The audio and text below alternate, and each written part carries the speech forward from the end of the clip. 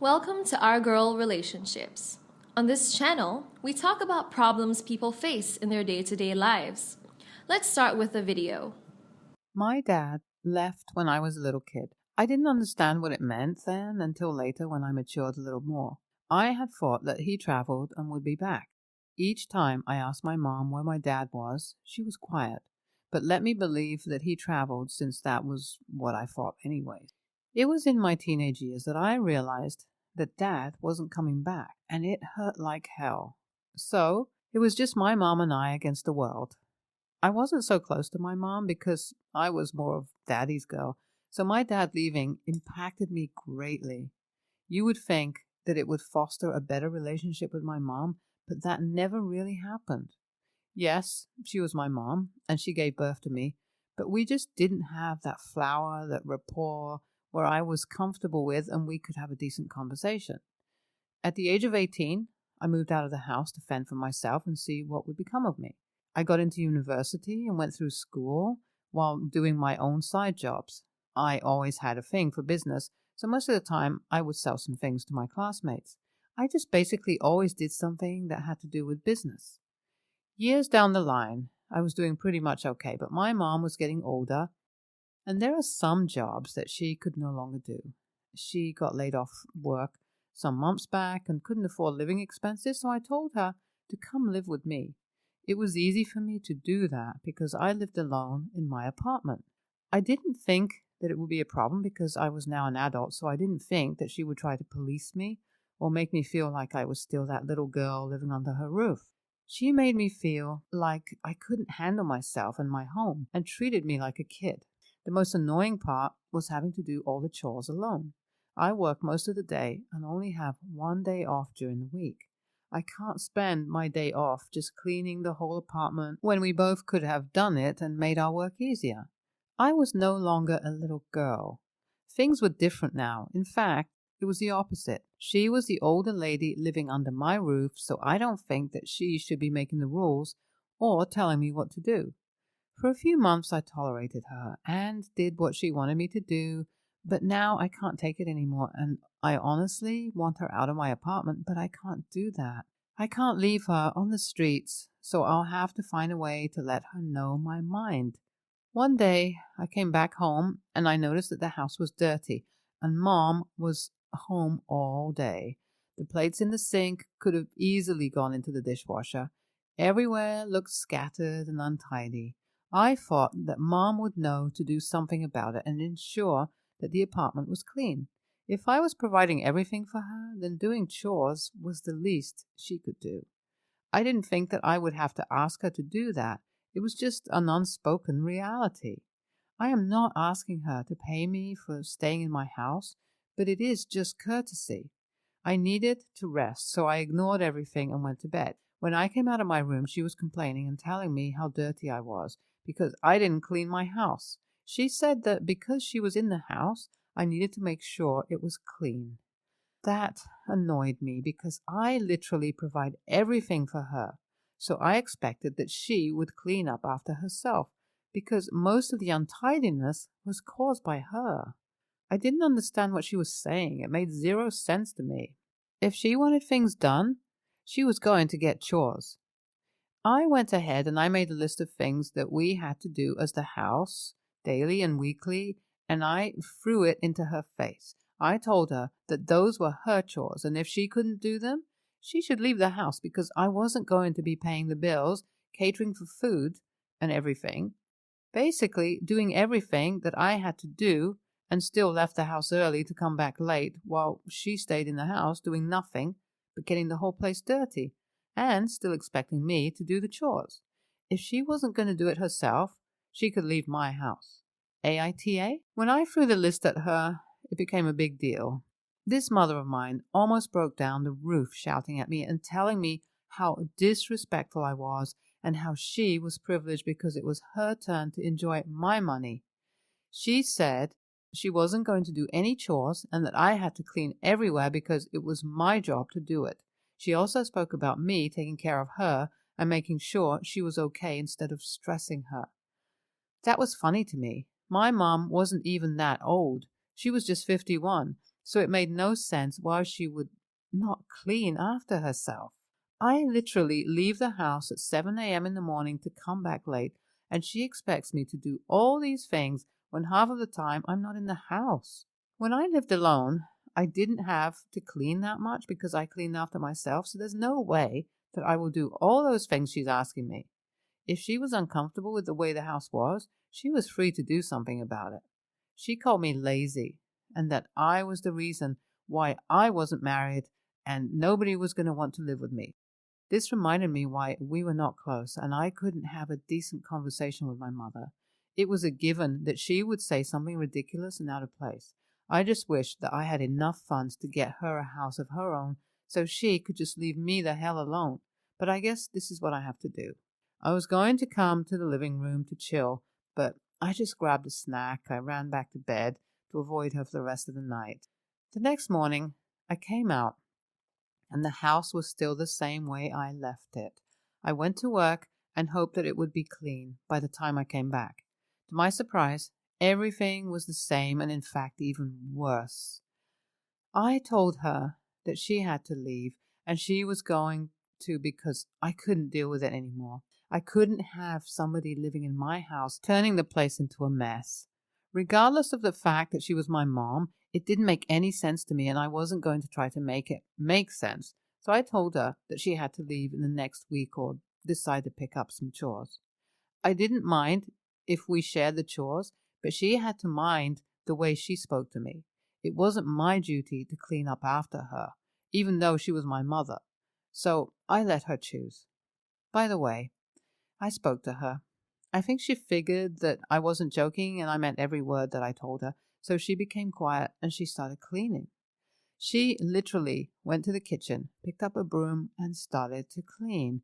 It wasn't that difficult after all. Why do we have to get here?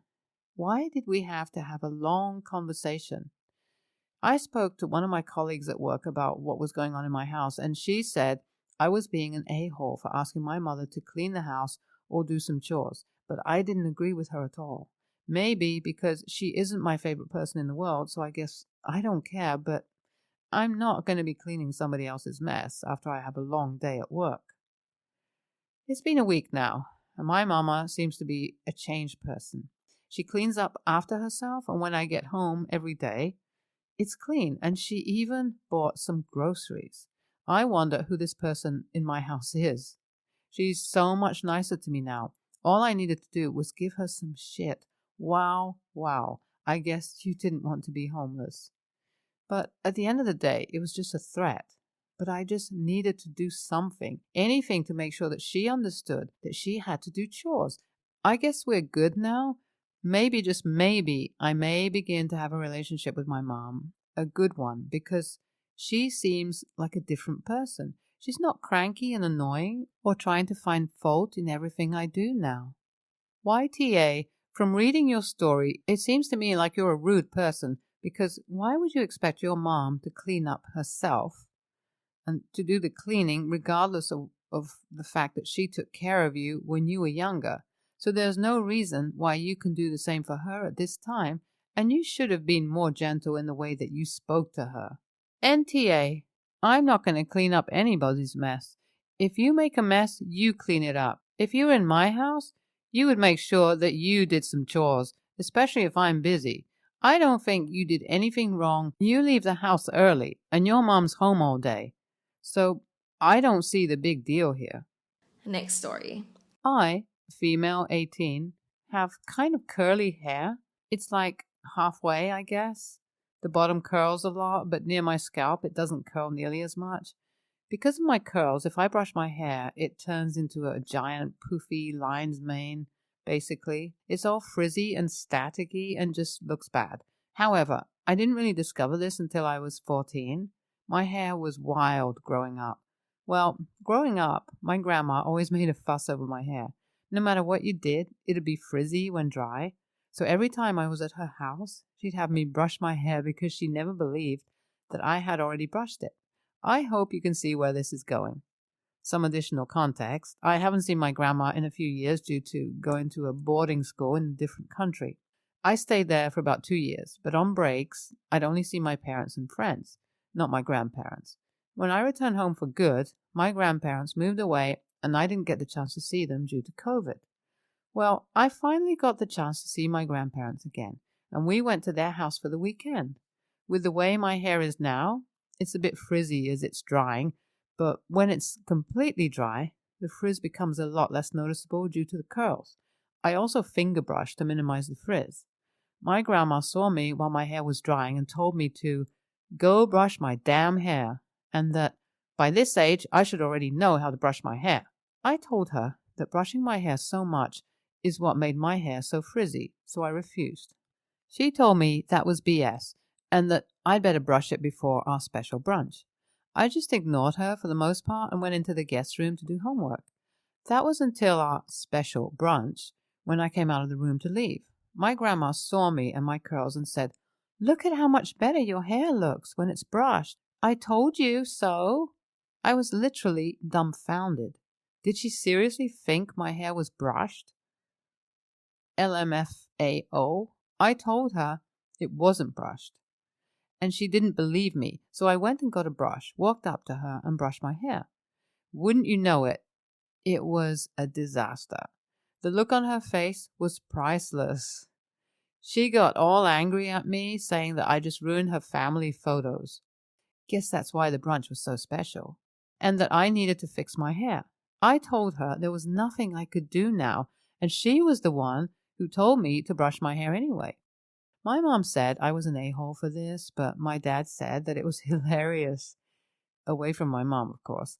Though I do kind of see why I'm an a-hole, because she paid for a professional photographer, which I didn't know until she told me after the fact. LOL. And she already told me my hair looked good, and I ruined it on purpose to spite her. So yeah, AITA? Wow, this blew up. Thank you all. I just woke up, by the way. LOL. But while my grandma is stubborn and stuck in her ways, I still love her. She's usually good to be around. It's just me needing to look presentable.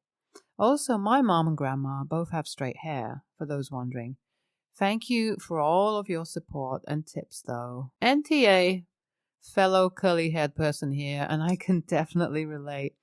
I was tortured in middle school because of my hair. I would brush it and would get frizzy.